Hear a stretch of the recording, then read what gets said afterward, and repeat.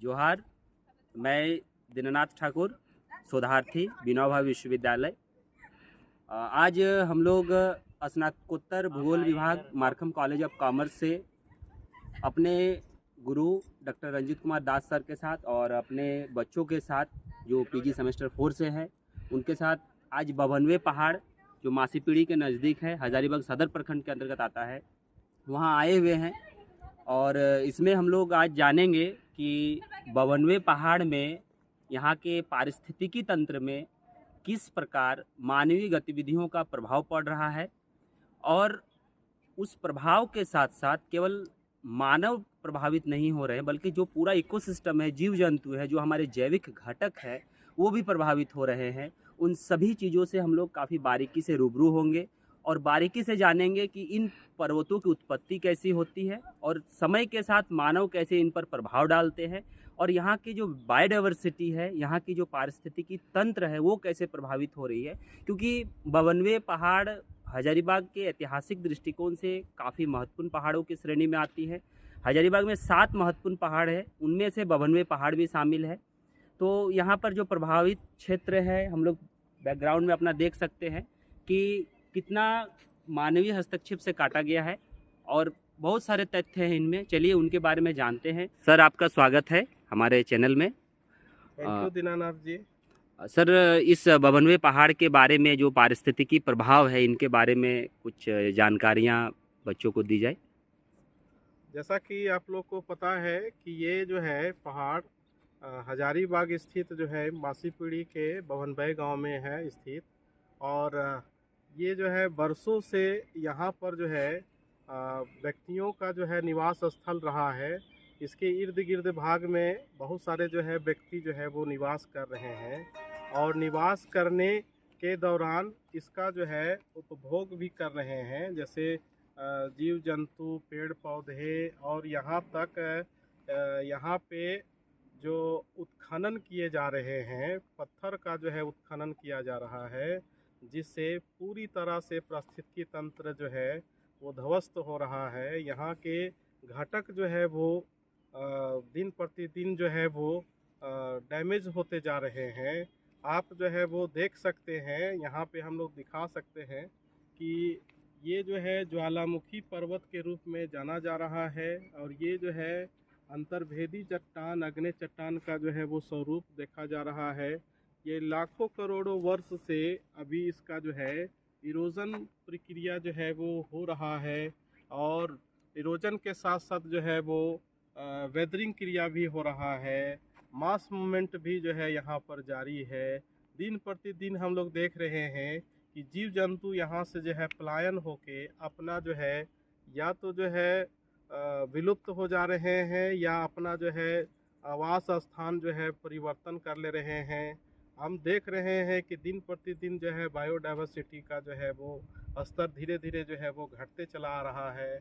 हम भूगोल के शिक्षक हैं और एक जो है विद्यार्थी के स्वरूप मैं भ्रमण करना जो है पसंद करता हूँ। अपने बच्चों के साथ जो है मैं वो स्थान तक जो है जाना पसंद करता हूँ जिसके बारे में किताबों में लिखा हुआ है, अखबारों में जो है हम दिन प्रतिदिन देखते आ रहे हैं।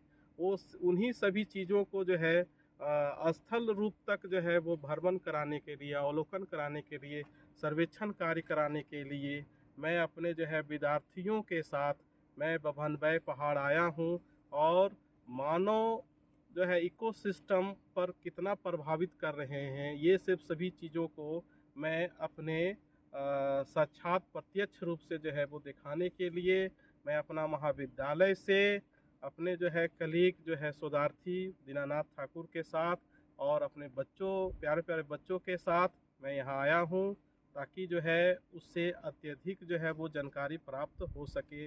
आप जानते हैं भूगोल एक जो है वो दर्पण के जैसा होता है।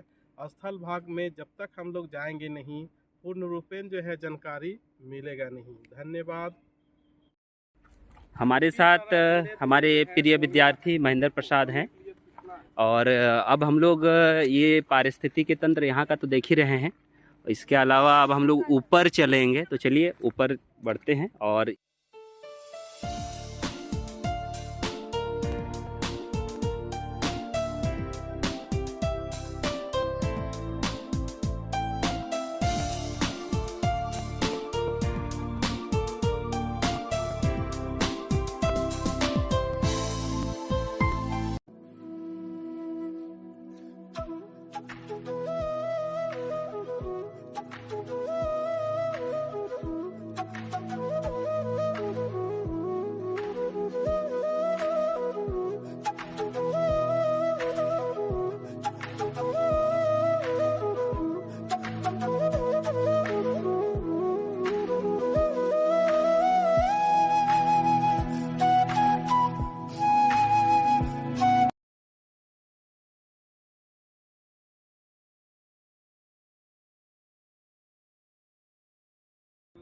अब हम सीधा दीनानाथ सर से बात करेंगे कि इस 92वें पहाड़ को सुरक्षित संरक्षित कैसे करें।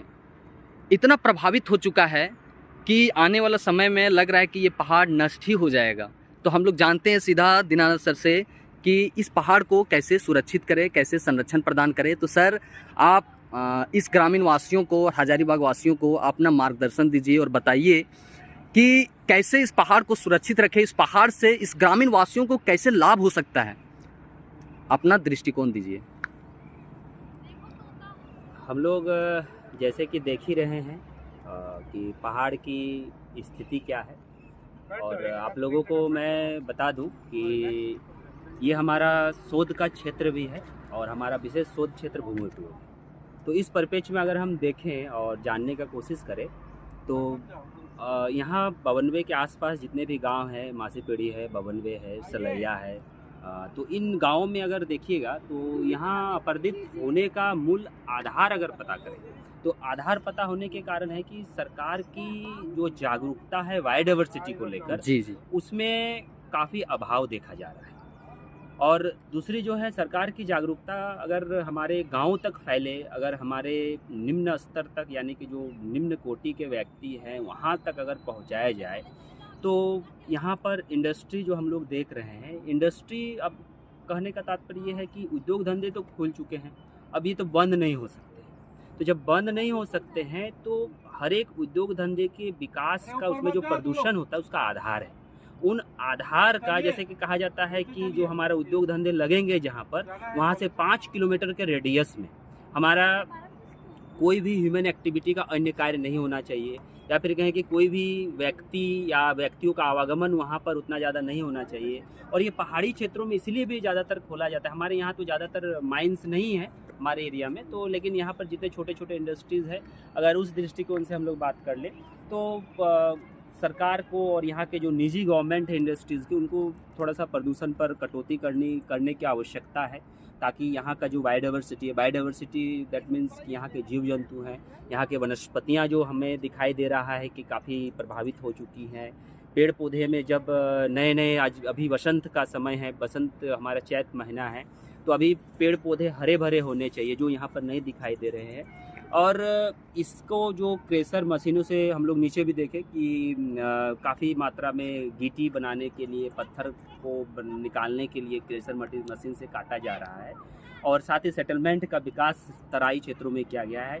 और तो तराई क्षेत्र में जो सेटलमेंट होता है, हम लोग जानते भी हैं कि हम लोग सेटलमेंट भी बेसिक तौर पर एक शुष्क सेटलमेंट पढ़ते हैं, एक आर्द्र सेटलमेंट पढ़ते हैं। तो जो आर्द्र सेटलमेंट होता है वो हमारा ज़्यादातर पहाड़ी क्षेत्रों में या फिर कहें कि मरुस्थलीय क्षेत्रों में देखने को मिलता है, जो जहाँ पानी का थोड़ा अभाव होता है। और शुष्क सेटलमेंट वहाँ होता है जहाँ जो हमारा थोड़ा पानी के स्रोत वाले, जैसे डेल्टा वाले क्षेत्रों में हम लोगों को देखने को मिलता है। तो यहाँ पर तराई क्षेत्र में जो डेवलपमेंट कर दिया गया है सेटलमेंट का, जो हमारा पहाड़ी क्षेत्र के नीचे कटौती करने का एक आधार बन रहा है, तो उनको भी अब बहुत हम लोग देख भी सकते हैं कि काफ़ी तराई तक आया हुआ है। तो इनको भी थोड़ा सा कंट्रोल करने की आवश्यकता है। ये मेरा पर्सनल सुझाव है और किसी मतलब विशेष तथ्य पर हम बात नहीं कर रहे हैं। हाँ, वह डिफॉरेस्टेशन जो हो रहा है, जो लोग यहाँ पर हमारा ज़्यादातर इस बेल्ट में कोयला है नहीं, तो लोग रोजगार के लिए वनों का कटाव कर रहे हैं।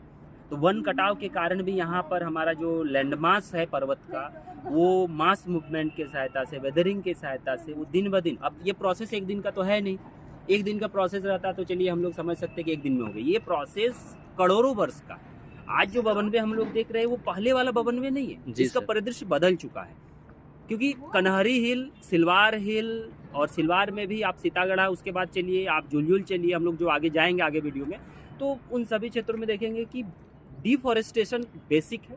और उसी डिफॉरेस्टेशन के आधार पर हमारा अपक्षय बढ़ रहा है, हमारा अपरदन बढ़ रहा है। तो वनों में आप जैसे कि यहाँ के जो फॉरेस्ट विभाग है वो बहुत रोड के किनारे वनों में, जैसे कन्हरी हिल एरिया जाइएगा तो जगदीशपुर के बेल्ट में कई हेक्टेयर ज़मीनों पर वो पेड़ पौधे लगा रहे हैं ताकि उसमें जो अपरदन हो उसको कंट्रोल किया जाए। तो यहाँ भी वो चीज़ होना चाहिए। फॉरेस्ट विभाग को यहाँ पर ध्यान देना है कि जो डिफॉरेस्टेशन को कंट्रोल करके यहाँ पर सीढ़ीनुमा तरीके से अगर पौधों को लगाया जाए, वृक्षों को लगाया जाए जिसके जड़ें लंबी होती हैं, तो इसका जो वेदरिंग फॉर्मेशन चल रहा है वो कंट्रोल किया जा सकता है, मास मूवमेंट को कंट्रोल किया जा सकता सर हम क्वेश्चन पूछना चाह रहे हैं आपसे, आप बताइए, सुझाव दीजिए कि आए दिन हम लोग देख रहे हैं कि यहाँ पर जो हाथी का जो आक्रमण हजारीबाग में बहुत भयावह स्थिति और सड़कों पर जो है हाथी का परिदृश्य देखा गया।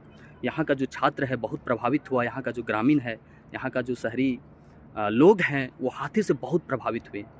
अभी आप बता ही रहे थे कि जो है सो फॉरेस्ट विभाग का जो ऑफिसर हैं वो वनारोपण कर रहे हैं, तो फॉरेस्ट विभाग का जो ऑफिसर है कहाँ तक इसमें जिम्मेदार है कि हाथी जो है सो सड़क पर उतरने के लिए तैयार हो गया। हम लोग अभी देखें कि पहले यहाँ वन था और इस वन में पहले जंगली जीव जंतु रहते थे, तो अब क्या हो गया कि उसके घर में जाके मनुष्य अपना घर बनाया। अब वो जीव जंतु कहाँ जाएंगे? अब कहाँ तक फॉरेस्ट विभाग के ऑफिसर को जिम्मेदार मानते हैं? देखिए, सुझाव दीजिए। जिम्मेदारी केवल एक आदमी की नहीं, जिम्मेदारी जैसे कि हम किसी अफसर को कह दें, ये तो गलत धारणा है हमारा, जहाँ तक मंतव्य है। हम कहेंगे कि मानवीय गतिविधियाँ जो जंगलों की ओर बढ़ रही हैं, हम साधारण सा जवाब देना चाहते हैं। आप हमारे घर में आक्रमण करेंगे तो हम कहाँ जाएंगे? हम भी तो आपके घर में जाएंगे। बात सीधी सी है, हम बायोडाइवर्सिटी को खतरे में लाएंगे, वो बायोडाइवर्सिटी कहाँ जाएगा? आप गांव में देखेंगे कि गांव में जो जंगल का गांव है, सांप घुस जाता है घरों में, तो आप कहिएगा कि सांप घुस जा रहा है तो इसके लिए जिम्मेदार कौन है? तो ये भी बहुत बड़ी सवाल हो जाती है। अब सांप, आप जंगल का इलाका है, सांप नहीं रहेगा, बिच्छू नहीं रहेगा, हाथी को रहना है जंगल में। हाथी के लिए खास बायोडाइवर्सिटी, जो हमारा, हम लोग फूड चेन पढ़ते हैं, हम लोग इकोलॉजिकल पिरामिड पढ़ते हैं, पूरा फॉर्मेशन है इकोसिस्टम का। उस फॉर्मेशन के अकॉर्डिंग अगर हम लोग चले तो सब बैलेंस है। हम पहाड़ों में घर बना रहे हैं, हम नदी घाटी क्षेत्रों में घर बना रहे हैं, तो प्रभाव तो इकोसिस्टम पर पड़ रहा है, उसका जैव विविधता पर पड़ रहा है। तो हम हाथी के घर जाएंगे तो हाथी भी हमारा घर आ रहा है, तो उसको अब जो हमारा फॉरेस्टेशन हो रहा है, जो हमारा वनीकरण हो रहा है, वन लगाया जा रहा है सरकार के द्वारा, फॉरेस्ट विभाग, ये बहुत अच्छी पहल है, इसके सराहना करते हैं। और हमें लगता है कि जितने भी पहाड़ी क्षेत्र चारों तरफ होना चाहिए, और झारखंड हमारा हरा भरा झारखंड है, और उस हरे भरे के दृष्टिकोण से विकास भी चाहिए, वन भी चाहिए, और सब कुछ चाहिए। धन्यवाद। तो दोस्तों, अभी आप देख चुके हैं कि हम लोग हजारीबाग का परिदृश्य देखें, बहुत कमियां हैं, बहुत सुंदर भी है। तो कमियों को दूर करते हुए अगर देखें हम लोग, तो हजारीबाग का ये बवनवे पहाड़ बहुत ही अद्भुत, सुंदर, प्राकृतिक का गोद में बसा हुआ है। चलिए फिर अगले ब्लॉग में मिलते हैं। नमस्कार, आदाब।